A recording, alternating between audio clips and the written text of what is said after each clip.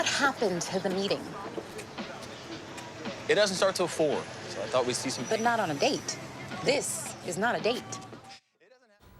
That might not have been a date, and that was a clip, though, from Southside with You, one of the newest movies to hit theaters over the weekend. So the movie tells the story of the Obama's first date, but is it worth taking your first date to? Here to tell us is movie critic Will Loper. Good morning. Good morning to you. So now, of all the accomplishments of Barack and Michelle Obama that they have done, who knew that a movie about their first date would be so captivating? Now, I'm going to try to not spoil the ending for you and tell you if they end up together, but I will say that you should go see this movie. So, the movie is completely contained to one day in 1989 in which Michelle Robinson is going to an event with co-worker Barack Obama.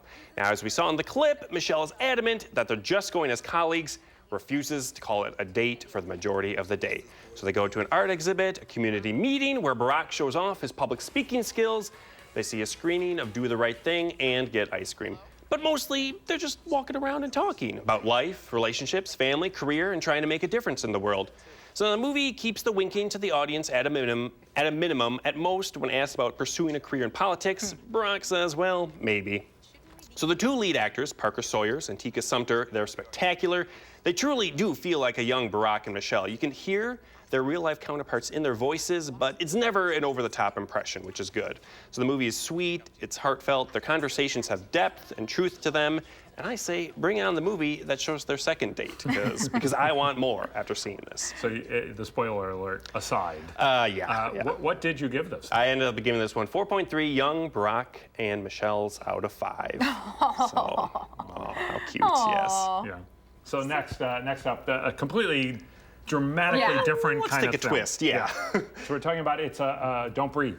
Yes, so this is a horror thriller. It's beautifully simple. There's 3 20-somethings. They go to a house and they get trapped inside with a murderous blind man with crazy good reflexes. Their only goal is to get the heck out of there. It's that simple. So from about 10 minutes in until the end of the movie, this film grabbed me and did not let me go. It does an insanely good job at keeping the suspense up.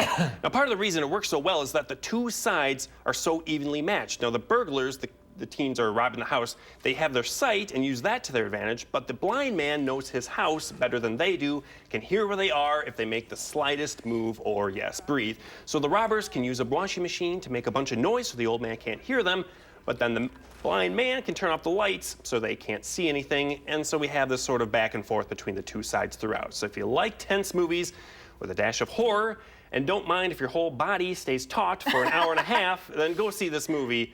It's movies like this that the phrase edge of your seat exists, because that's where I was for the whole movie. So are you like sore today from just being I am a little. tense? It is like running a marathon after that movie, yeah, You gotta like stretch it out afterward? It's the Zen I breathing. should have. I didn't stretch, but I should have. What's the rating then? I gave this one 4.5 Ben Affleck's as Daredevil out of 5. A blind superhero, they really should have called him in to help out fighting the blind old man. Yeah. So what have you got coming up next week? So I'm off for Labor Day next weekend. However, next week we have Sully, Captain Sully, the movie based on Captain Sully, and it stars the producer in the booth right now, Steph's favorite actor, Tom Hanks.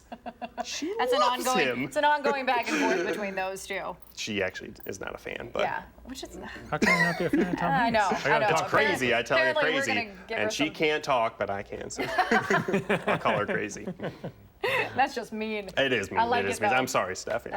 Thanks, Will. Appreciate it. Thank you. Your time.